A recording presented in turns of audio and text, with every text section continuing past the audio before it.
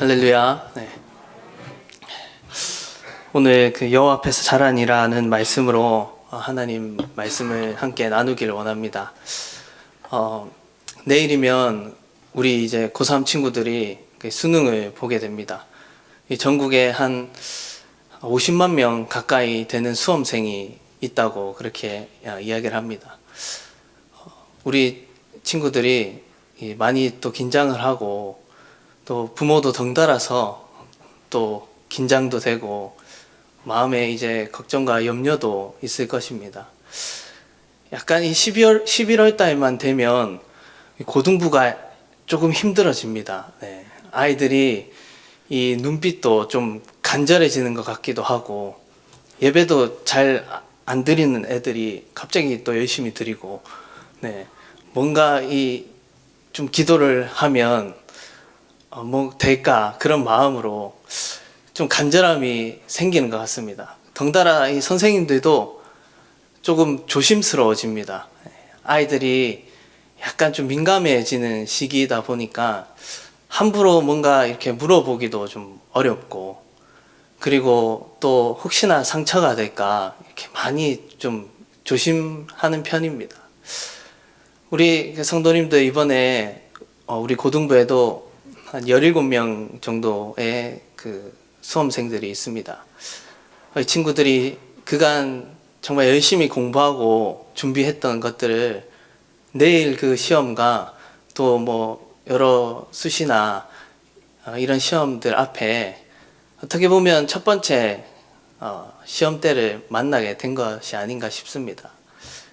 우리 성도님들이 많이 기도해 주시고 또 응원해 주시고 뭐 잘 되든 못 되든 그런 거에 연연하지 않고 우리가 아이들 만나면 또 눈치 없이 야 됐냐 이렇게 물어보지 마시고요. 네.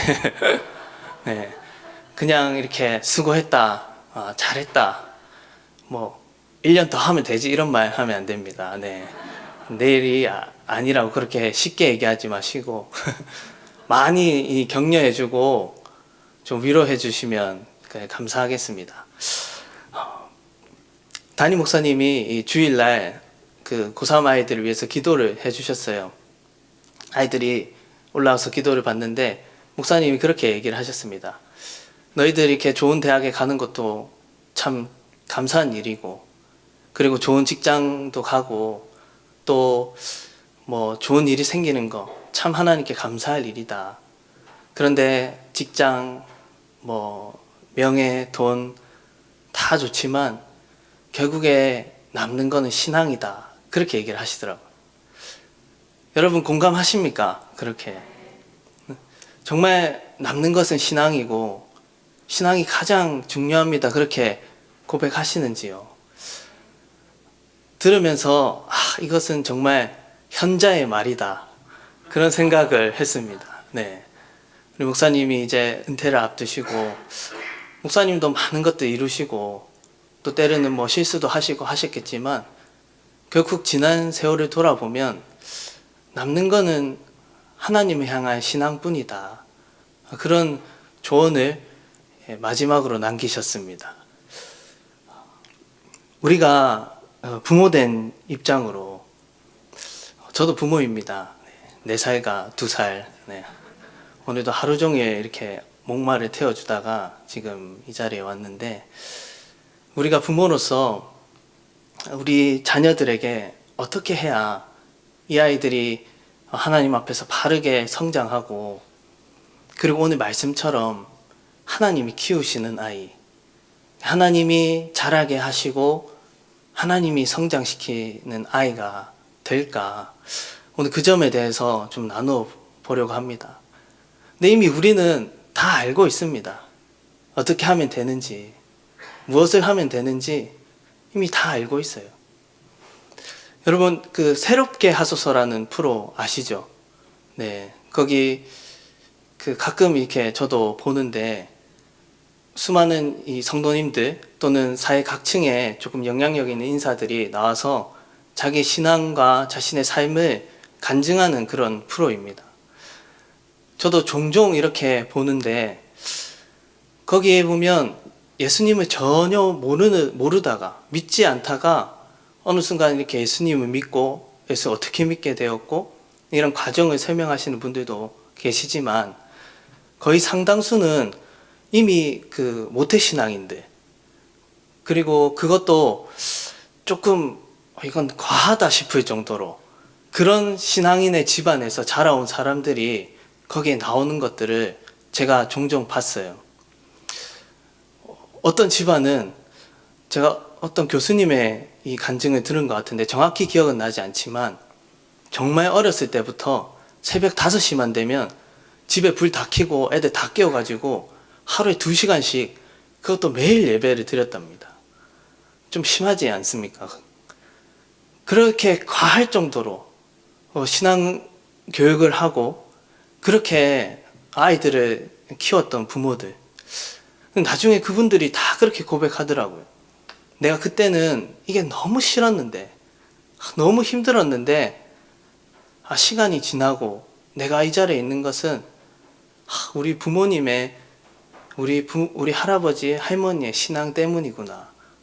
그게 아니면 내 실력으로, 내 능력으로 결코 이 자리에 올 수 없는데, 뭔가 보이지 않는 하나님의 역사가 나를 여기까지 인도하셨다. 나의 부모님의 믿음을 통하여서. 그런 고백을 하는 것을 정말 많이 보았습니다. 여러분들은 나의 자녀들을 위해서 그 어떤 신앙과 각오로 또 결단으로 그렇게 아이들을 양육하고 계신지요? 우리가 아이들에게 뭔가 억지로 시키고 너 교회 가야 돼, 너 이거 해야 돼, 그렇게 하는 것이 아니라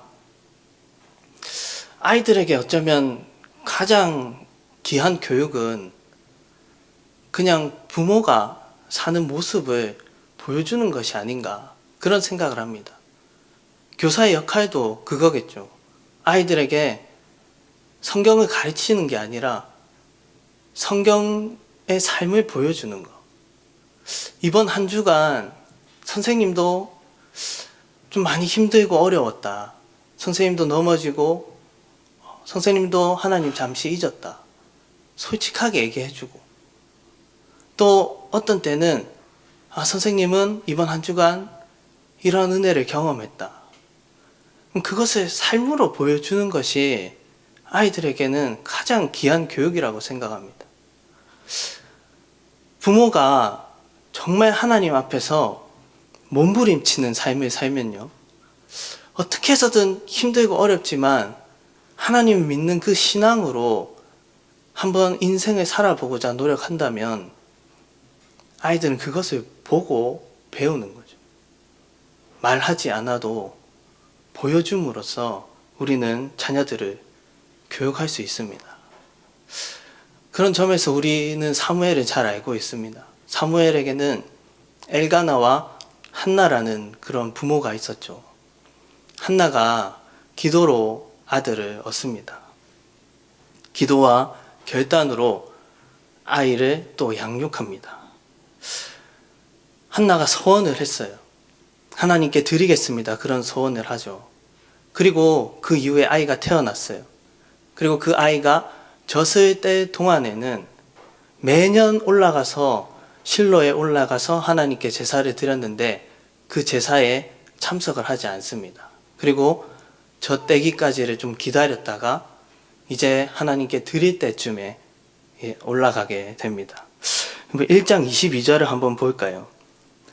이렇게 얘기합니다. 오직 한나는 올라가지 아니하고 그의 남편에게 이르되 아이를 젖대거든 내가 그를 데리고 가서 여호와 앞에 뵙게 하고 거기에 영원히 있게 하리이다 하니.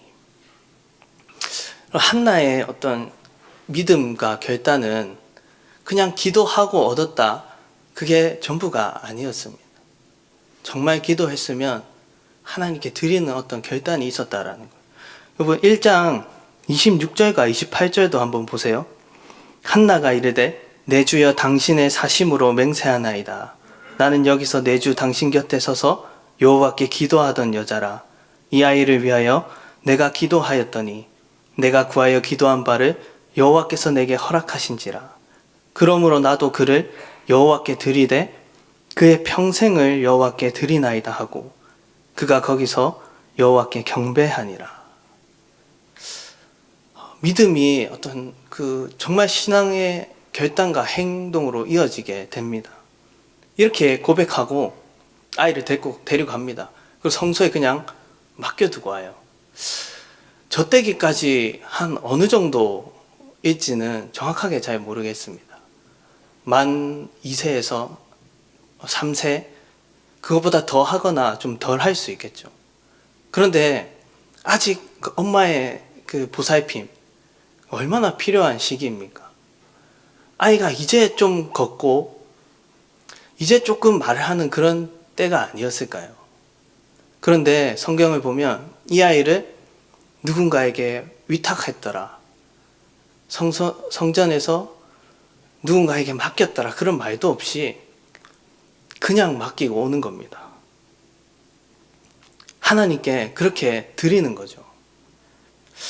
이후에 한나는 매년 드리는 제사, 실로에 올라갈 때 아이 사무엘을 위해서 작은 겉옷을 지어 주었다. 그렇게 얘기를 합니다.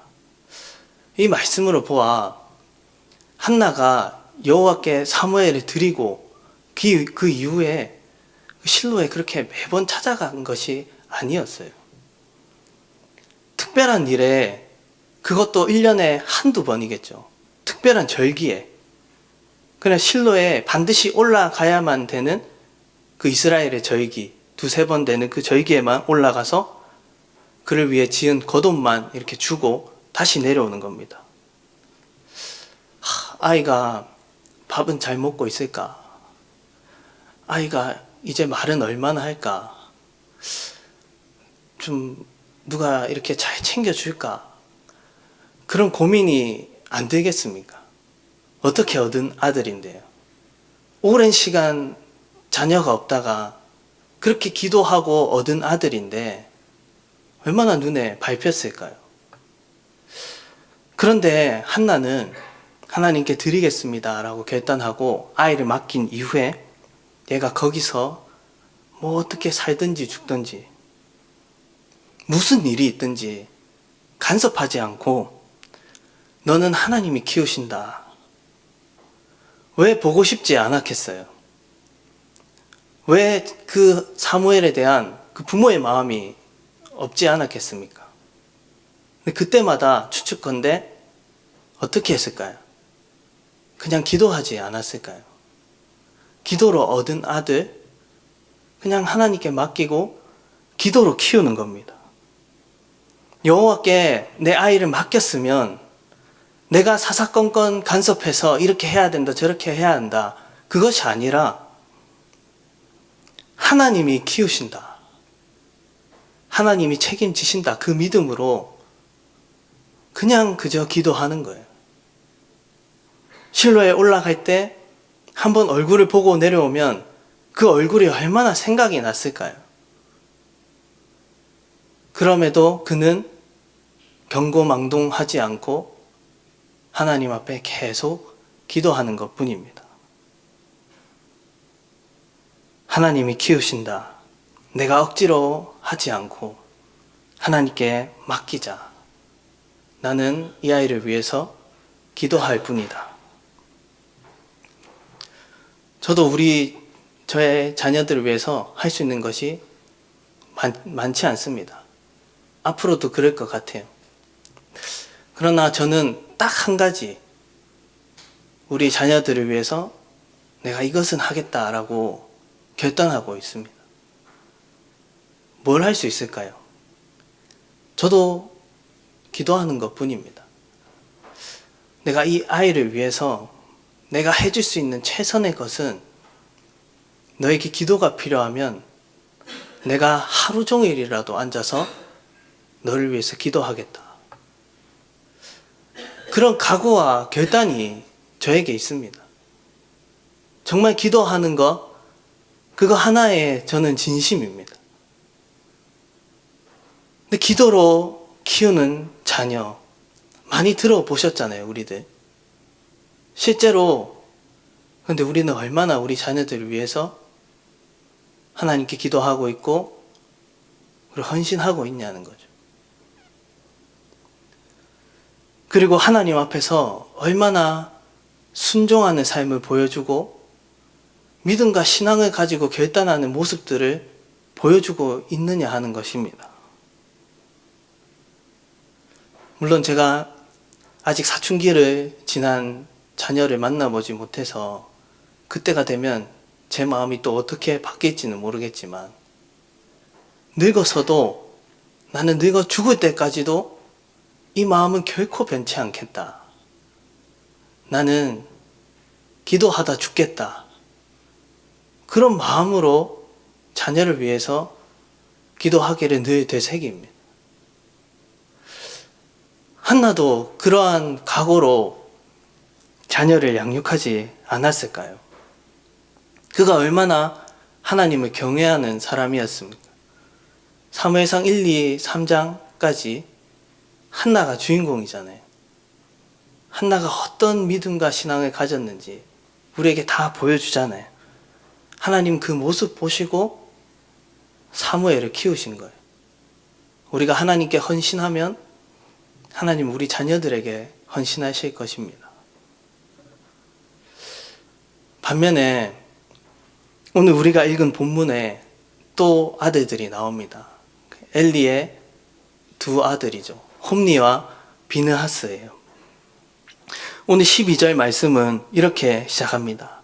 엘리의 아들들은 행실이 나빠 여호와를 알지 못하더라. 이들을 묘사하는 단어들을 한번 보십시오. 12절 행실이 나쁘다. 그리고 17절은 여호와의 제사를 멸시했다. 23절 너희의 악행을 모든 백성에게서 듣는다.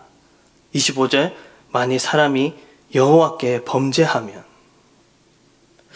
사무엘이 엘리 제사장과 함께 하나님 앞에서 자라가고 있을 때 엘리의 아들들은 악한 행실을 거듭 반복하면서 살고 여호와를 몰랐다, 알지 못했다라고 합니다. 그들은 제사를 드릴 때 이전까지 이스라엘에는 없었던 관습을 만들어서 여호와의 제사를 멸시했다고 합니다. 실로라는 곳은 여호수아 때 이제 가나안 정복을 하게 되잖아요. 그때 이 여호와의 그 성막이 실로에 이렇게 세워지게 됩니다. 그리고 그 사사시대 말기에 블레셋에게 엘리 시대 때 법궤가 한번 빼앗기게 되죠. 그 전까지 이 실로라는 곳은 그 중앙 성소의 역할을 했어요. 그러면 이스라엘 백성은 중요한 절기 때는 반드시 이 실로로 다 모이게 되는 겁니다. 실로에 올라와서 거기서 제사를 드리게 돼요. 그런데 이 절기 때 수많은 사람들이 올라와 제사를 드릴 때 이 두 아들들이 무슨 짓을 한 겁니까? 자신의 밑에 있는 제사장들을 함께 동원을 해서 백성들이 드리는 고기를 갈취해 갔어요. 율법에 따라서 기름을 다 태우기도 전에 먼저 고기를 이렇게 빼앗아 갑니다. 이들의 만행이 얼마나 심각했으면 16절에 제사를 드리는 백성이 제사자가 이렇게 얘기를 합니다. 16절을 한번 보시면 그 사람이 이르기를 반드시 먼저 기름을 태운 후에 내 마음에 원하는 대로 가지라 하면 그가 말하기를 아니라 지금 내게 내라 그렇지 아니하면 내가 억지로 빼앗으리라. 반드시 기름을 먼저 태워야 하는 거 아니냐. 그 다음에 제사장인 너희가 가져가는 것은 너희 몫이니 그렇게 해라. 그런데 태우기도 전에 나의 것을 내놓으라. 안 그러면 빼앗았다라고 하죠. 17절이 이렇게 얘기합니다. 이 소년들의 죄가 여호와 앞에 심히 크면 그들이 여호와의 제사를 멸시함이었더라. 이 말씀을 우리가 잘 새겨야 할 것 같습니다. 여호와의 제사를 멸시했다. 누가 제사를 멸시한 거죠? 누가 이 제사를 멸시하기가 가장 쉽습니까? 가장 성전 안에서 가장 가까이서 섬기는 제사장들이 이 제사를 멸시하기가 가장 쉽다는 것입니다. 우리와 같이 오늘날 이렇게 예배를 섬기는 자들, 우리 목회자들이나 또는 교회 중직자들, 그들이 이 제사를 멸시하기가 가장 쉽다는 것이에요. 왜 그럴까요? 매번 하는 일이거든요. 가장 가까이서 이 제의를 행하고 또 백성들을 가르치고 앞에 나와서 뭔가를 막 분주하게 합니다. 그런데 그들이 여호와께 드리는 제사, 그 예배를 가장 멸시하기 쉽다는 것입니다. 여러분들은 어떠십니까? 우리 신앙생활 한 지 다 오래 되셨어요. 여호와께 드리는 제사, 그 예배를 혹시 멸시하고 있지는 않으신가요? 그냥 나도 모르게 이거는 이렇게 하면 되지. 뭘 그렇게 일을 어렵게 하냐. 그냥 대충 하면 되지. 우리도 모르게 수년간 그렇게 예배를 드려오면서 나도 모르게 그렇게 여호와의 제사를 멸시하는 모습들이 우리 안에 있을 수 있다라는 거예요. 습관적으로 지각하고, 습관적으로 그냥 드리고, 습관적으로 그냥 예배 한번 참여하는 거에 만족하고, 특히 이 코로나 시대 지나면서 온라인 예배를 접한 우리들, 더 그렇게 여호와의 제사를 멸시하기가 쉬워진 그런 환경에 놓였습니다. 또한 우리도 모르게 내 자신이 스스로 만들어낸 관습과 같은 것은 있지 않을까요? 우리가 헌금함에 손을 이렇게 넣어서 그 속에 돈을 빼가지 않는다고 우리가 여호와의 제사를 멸시하지 않는 것이 아닙니다. 우리도 얼마든지 우리의 관습을 만들어 세워 지키고 그것을 행하면서 제사 드리고 예배 드리고 교회 안에 어떤 그 불문율처럼 만들어진 그 관습을 우리가 세우고 그것을 중시하면서 매번 하는 거니까, 매주 예배 드리니까 괜찮다. 나도 모르게, 우리도 모르게 그럴 수 있다는 것입니다. 여러분, 그런 사람들이 많은 공동체는 어떻게 되냐? 24절을 보면 이렇게 얘기를 해요. 내 아들들아, 그리하지 말라. 내게 들리는 소문이 좋지 아니하니라. 너희가 여호와의 백성으로 범죄하게 하는도다. 그런 사람들이 가득 찬 공동체는 소문이 납니다. 안 좋은 소문이 날 수밖에 없겠죠. 그리고 그런 사소한 모습들, 그들이 하는 그 제의식과 예배는, 그 모임은 오히려 그곳에 모인 여호와의 백성들로 하여금 더욱 죄를 범하게 하는 것이 될 뿐입니다.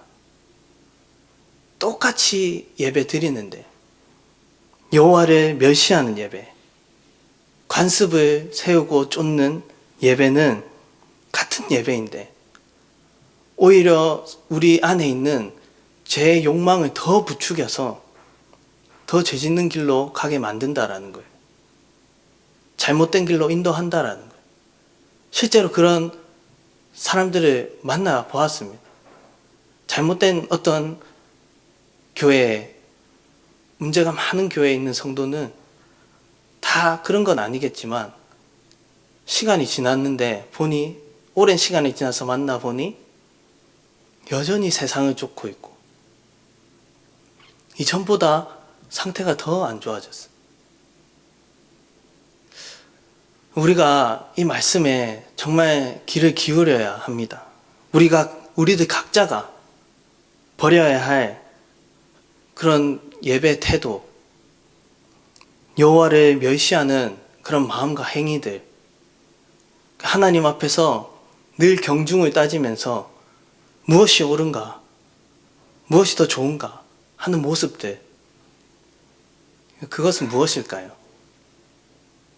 또한 만약에 우리들이 어떤 인간적인 전통 관습 아래 그 기준을 가지고 이 교회 안에 가난하고 약한 백성들 또는 다른 성도들을 향해 우리가 잣대를 만들어버리고 우리 스스로 그렇게 장벽을 쌓아가고 있다면 그것은 반드시 우리가 노력해서 허물어야 합니다.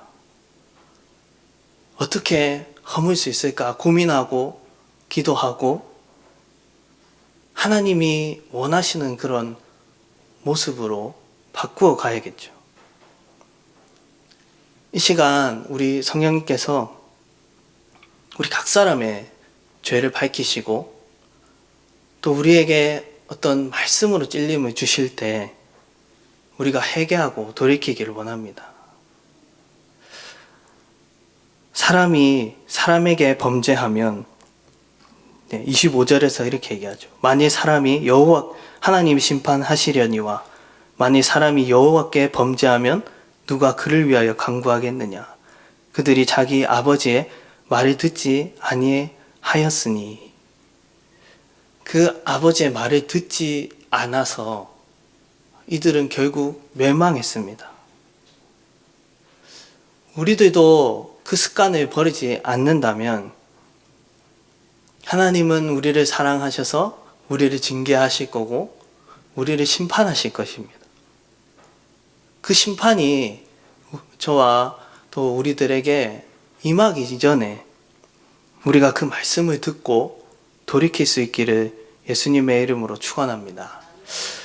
2장 11절을 보면 이제 사무엘이 나옵니다. 사무엘은 어떻게 자라고 있었을까요?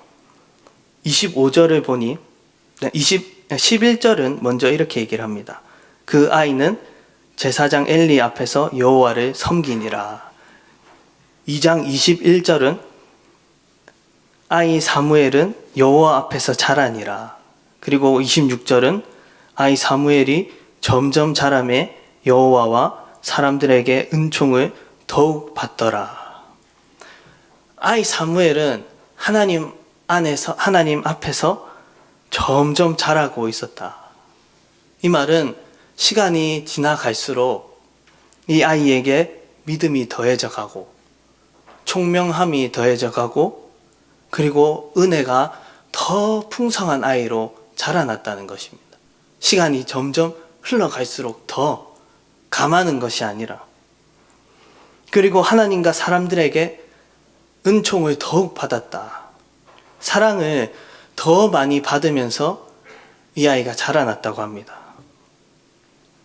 여러분, 이 둘의 결정적인 차이가 무엇인가요? 한쪽은 하나님과 사람의 은총과 사랑을 받으면서 자라고 한쪽은 점점 더 악해집니다. 나중에 되니까 성전에서 그 수종드는 여인들과 간음도 하고 완전 최악의 상황으로 가게 돼요. 이 둘의 차이는 바로 부모의 차이입니다. 우리가 읽지 않았지만 2장 29절을 보면 엘리 제사장에게 하나님이 이렇게 심판을 선언하십니다. 너희는 어찌하여 내가 내 처소에서 명령한 내 제물과 예물을 밟으며 내 아들들을 나보다 더 중히 여겨 내 백성 이스라엘이 드리는 가장 좋은 것으로 너희들을 살찌게 하느냐. 가장 좋은 것으로 너와 너희 자녀들을 살찌게 했다. 하나님의 재물을 가지고 자신과 그 자녀들, 그 배를 채우는 일을 했다라는 거죠. 여러분, 이 일을 엘리가 몰랐을까요? 성경은 엘리 제사장이 매우 비대했다 그렇게 얘기를 합니다. 단지 그 몸이 비대한 것으로 그의 어떤 믿음을 평가할 수는 없지만 자녀들이 그렇게 사는 모습을 그가 과연 몰랐을까요? 엘리 제사장은 단지 자녀 교육에 실패했던 사람이 아니라 자신과 자녀를 비대하는 일에 급급한 그런 제사장이었습니다. 그래서 자녀와 함께 그가 하나님의 심판을 받게 되는 것이죠. 그러나 한나는 어떻습니까? 오늘 말씀을 보면 여호와께서 그를 돌보신다. 여호와께서 그를 생각하신다. 그리고 한나는 2장에 보면 한나의 노래가 나오죠. 여호와를 기뻐하느니. 고등부에서 시편 37편을 가지고 제가 설교를 했는데 이 말씀 보면 이렇습니다. 또 여호와를 기뻐하라. 그가 내 마음의 소원을 내게 이루어 주시리로다. 내 길을 여호와께 맡기라. 그를 의지하면 그가 이루시고 내 일을 빛같이 나타내시며 내 공의를 정오의 빛같이 하시리로다.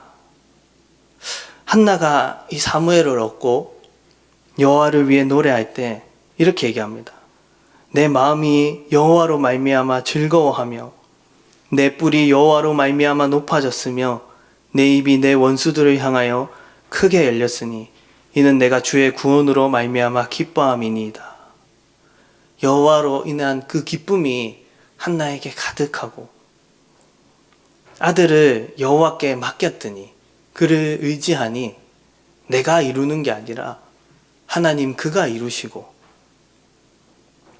하나님이 그 한나의 공의로움, 그 의로움을 많은 사람 앞에서 빛같이 정오의 해같이 밝히 드러내십니다. 한나는 연이어 이렇게 고백합니다. 2장 3절을 보면 심히 교만한 말을 다시 하지 말 것이며 오만한 말을 너희 입에서 내지 말지어다. 여호와는 지식의 하나님이시라 행동을 달아보시느니라. 너희의 그 교만한 입을 막고 너희가 아무리 지금 잘 되고 높은 위치에 간다 하더라도 하나님은 죽이기도 하시고 살리기도 하시고 수월에 내리시기도 하고 올리시기도 한 분이다.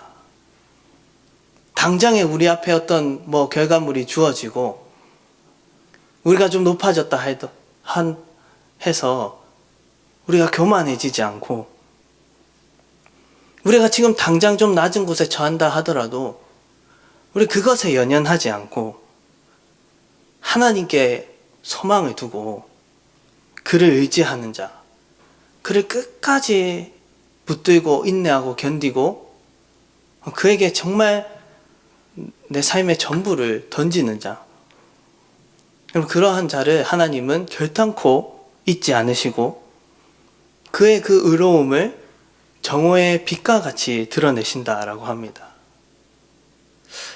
우리들의 자녀는 현재 지금 여호와 앞에서 어떻게 자라나고 있을까요? 그것은 우리에게 달렸습니다. 우리가 어떻게 사는지, 우리가 어떻게 기도하는지 그에 따라서 우리 자녀들이 정말 상반된 운명으로 그 인생이 결정되어질 수도 있습니다. 그들의 어떤 신분이나 직업 그런 거 무관하게 무엇이 되느냐가 중요한 것이 아니라 어떤 사람이 되느냐, 그럼 그것이 더 중요한 것 아니겠습니까?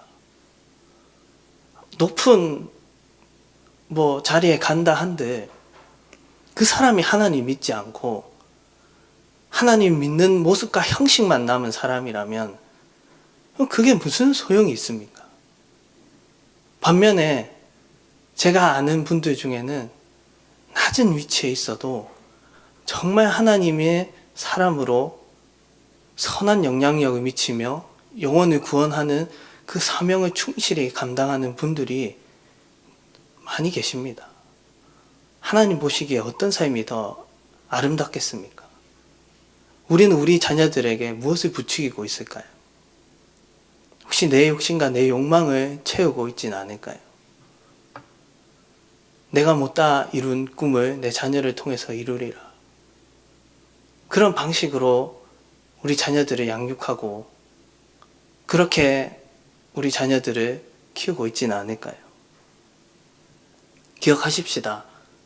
어떤 사람, 무엇이 되느냐, 그게 중요한 것이 아니라 어떤 사람이 되느냐, 그것이 훨씬 더 중요합니다. 정말 성경에 말하는 시냇가에 심은 나무와 같이 사시사철 열매를 맺고 그 열매가 풍성한 사람, 정말 하나님이 기뻐서 들어 쓰시는 그런 사람이 바로 내가 돼야 하고 우리 자녀들이 돼야 하지 않을까요? 우리가 그러한 결단으로 지금이라도 늦지 않았다. 정말 그렇게 내 자녀를 양육하고 세우겠다. 우리가 하나님 앞에서 그렇게 살아서 우리의 자녀들이 정말 이 마지막 세대에 하나님의 등불과 같은 그런 귀한 사명을 감당하는 그런 우리 부산중앙의 건석들이 다 될 수 있기를 예수님의 이름으로 축원합니다.